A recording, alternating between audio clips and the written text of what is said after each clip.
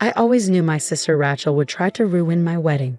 I just didn't expect her to do it quite so spectacularly.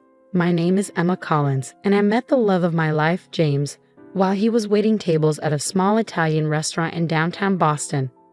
At least that's what everyone thought. The truth was far more interesting, but we'll get to that. He's a waiter? Rachel had sneered when I told my family about him.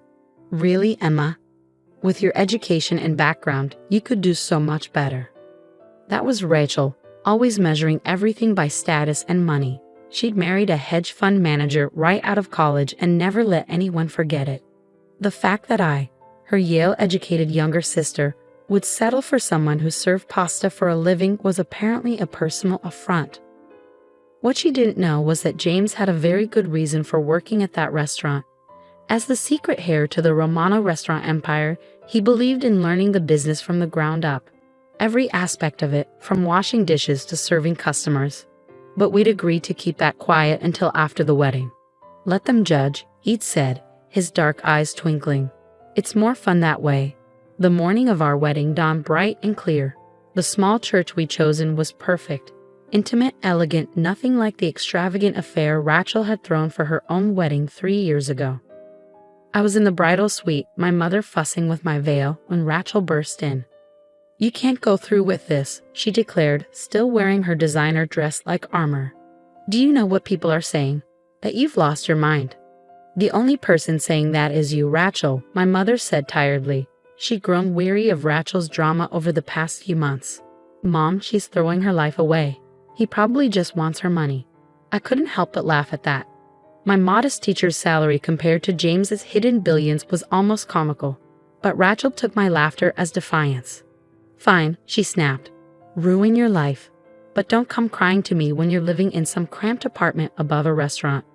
If she only knew about the penthouse James and I had already picked out, or the private island where we'd be spending our honeymoon. But I held my tongue, remembering our agreement. The truth would come out soon enough. The ceremony began beautifully. James stood at the altar, looking handsome in his tailored suit, which Rachel had probably assumed was rented. Our closest friends and family filled the pews, though notably fewer on my side since Rachel had convinced several relatives it wasn't worth attending. Then came the moment that would be talked about for years to come. If anyone knows any reason why these two should not be joined in marriage, speak now or forever hold your peace. Rachel stood up. This is ridiculous, she shouted, her voice echoing through the church. Emma, you're making a huge mistake. You're better than this. You're marrying a waiter, for God's sake. How pathetic can you be? The church fell silent. James squeezed my hand gently, and I saw the corner of his mouth twitch. Should we tell her? He whispered. I shook my head slightly. Not yet. Rachel wasn't finished. She stormed toward the altar, her expensive heels clicking against the stone floor. Everyone here knows this is a joke. Emma, you were supposed to be the smart one, the successful one. And now look at you, throwing it all away on some server. Rachel, our father warned from the front pew, but she ignored him. When this all falls apart, don't expect any sympathy from me. You've made your bed, probably a very cheap one, now lie in it. With that final shot, she turned and stormed out of the church, leaving stunned silence in her wake. The minister cleared his throat awkwardly. Shall we continue? I looked up at James, saw the love and amusement dancing in his eyes. Yes, I said firmly. Let's continue. The rest of the ceremony was perfect, made even better by Rachel's absence. As we exchanged rings, I couldn't help but think about what was coming. The reception would be at one of James's family's most exclusive restaurants, one that had been mysteriously closed to the public for the day. Rachel had no idea that her very public tantrum was about to backfire in the most spectacular way possible, and I couldn't wait to see her face when she realized just how wrong she'd been about everything. But first we had to get through the pictures and the drive to the reception. James helped me into the rented vintage Rolls-Royce, actually from his personal collection, as our guests showered us with rice. Ready for Act 2? He murmured in my ear. I smiled, thinking of the scene that was about to unfold at the reception. More than ready. Do you think she'll show up? Oh, she'll show up, he said confidently. People like Rachel can't resist a chance to feel superior. She'll come just to watch what she thinks will be a cheap, embarrassing reception. He was right, of course. Rachel might have stormed out of the ceremony, but there was no way she'd miss the chance to criticize every detail of our celebration. She had no idea she was walking into a reveal that would leave her speechless. As we drove toward the reception, I thought about how perfectly everything had played out. Rachel's outburst, while hurtful, had only made what was coming sweeter. Sometimes the best revenge isn't about getting even. It's about letting someone's own actions set the stage for their humiliation. The Romano, James's family's flagship restaurant, loomed ahead. Its elegant facade and prime location usually hosted celebrities and dignitaries.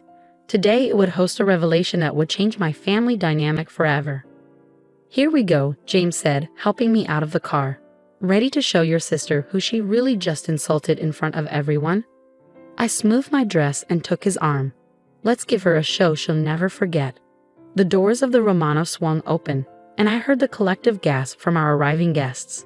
Crystal chandeliers cast a warm glow over marble floors and hand-painted murals. White-gloved servers circulated with champagne, each bottle worth more than what most people thought James made in a month. "This must be a mistake," I heard someone whisper. "How could they afford this place?"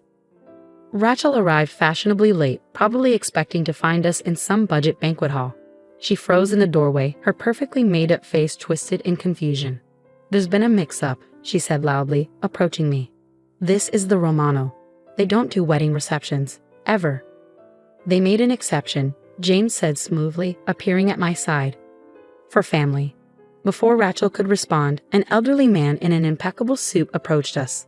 Everyone in the restaurant business knew Antonio Romano, the patriarch of the Romano Empire. He was notoriously private, rarely seen in public. "James," he said warmly, embracing my husband. My grandson, finally married to his beautiful Emma. The silence in the room was deafening. Rachel's champagne glass slipped from her fingers, shattering on the marble floor. "Grandson?" she choked out. "What do you mean, grandson?" Antonio turned to her, his eyes sharp despite his age. "And you must be the sister who caused such a scene at the church. Tell me, what was it you called my grandson?" "Ah yes, some server." The color drained from Rachel's face as the truth sank in. James wasn't just a waiter. He was the heir to one of the largest restaurant empires in the country. The Romano Group owned hundreds of high-end establishments across the globe, along with hotels, vineyards, and real estate. I didn't know," she stammered. "Clearly," Antonio said dryly. "Perhaps next time you'll remember that true class isn't about what someone does for a living, but how they treat others." James squeezed my hand as Rachel stood there, mortified. Around us, guests were beginning to whisper as they pieced together the truth. The simple wedding ceremony followed by this lavish reception. The waiter, who was actually restaurant royalty. "Why did you tell me?" Rachel demanded, finding her voice. "You let me believe. You let me make a fool of myself." "Would it have mattered?" I asked quietly. "Would you have treated James differently if he'd known who he really was?" "Because that's exactly why we didn't tell anyone. We wanted to know who our true friends were." "But I'm your sister." "Yes," I said. "Which makes your behavior even worse. You couldn't even be happy for me unless you approved of my choice's social status." Antonio cleared his throat. "If you'd like to leave, no one would blame you. You've already provided enough entertainment for one day." Rachel's face flushed deep red. She looked around the room, seeing the judgment in everyone's eyes. The same people who had witnessed her outburst at the church were now watching her humiliation. "I should go," she muttered. "Stay," James said unexpectedly. Everyone turned to look at him. "Stay, enjoy the reception. Consider it a chance to start over, to see people for who they are, not what they own or what they do for a living." I looked at my husband with pride. Even after Rachel's awful behavior, he was showing more class than she ever had. She hesitated, then slowly nodded. I'd like that, and I owe you both an apology." "Yes, you do," Antonio agreed. "But perhaps that can wait until after the first dance. I believe my grandson and his bride have waited long enough to celebrate properly." As James led me to the dance floor, I caught glimpses of Rachel's face. She stood alone, watching us swirl beneath the chandeliers, probably calculating how many times she'd have to apologize before she could start bragging about her connection to the Romano family. "She'll never change completely," James murmured, reading my thoughts as always. "No," I agreed. "But maybe she'll think twice before judging someone based on their job again." The reception continued like a fairy tale. Course after exquisite course of Romano specialties, wine from the family's private reserve, and stories from James's time working his way up through every position in the restaurant. He insisted on starting at the bottom, Antonio told our captivated guests. Said he needed to understand every aspect of the business. Most trust fund kids want to start in a corporate office. Not mine, James. I watched Rachel's face as she realized just how wrong she'd been. The waiter she dismissed had shown more work ethic and humility than her hedge fund husband ever had. As the night went on, I saw her try to approach us several times, probably to apologize or attempt damage control. But there was always someone else wanting to talk to us, to share a story or offer congratulations. Her social punishment would last a bit longer. After all, she'd spent months making me feel small. A few hours of humility wouldn't kill her. Besides, we had other things to focus on, like the honeymoon villa waiting for us on the Romano family's private island. But that was another surprise for another day. For now, I was content to dance with my husband, surrounded by people who loved us for who we were, not what we owned. And if my sister learned something from all this, well, that was just icing on our very expensive wedding cake. A year passed and life settled into a new rhythm. James and I moved into our penthouse overlooking Boston Harbor, and I continued teaching while he took on more responsibilities within the Romano group. We kept things low-key, just as we always had, but Rachel struggled with our newfound dynamic. "You could at least let me host a proper housewarming," she complained one afternoon, eyeing our minimalist decor. "This place deserves to be shown off." "That's exactly why we don't show it off," I replied. "Some things are better kept private." She didn't understand. She'd spent the past year trying to rebuild her reputation, dropping the Romano name whenever possible. Her social media was suddenly full of posts about my sister and her husband's amazing restaurants and family dinner at the Romano. James found it amusing. "At least she's promoting the business," he'd say with a shrug. But everything changed when Rachel's perfect world started crumbling. Her hedge fund husband, Michael, got caught in a scandal. Insider trading, fraud, the works. Suddenly, the wealth she'd lorded over everyone was gone, frozen by federal investigators. She showed up at our door late one night, mascara streaking down her face. "They're taking everything," she sobbed. "The house, the cars. Michael's facing jail time. I don't know what to do." I led her to the living room, where James was working on his laptop. He looked up, concern crossing his face. "I need help," Rachel admitted, the words clearly costing her pride.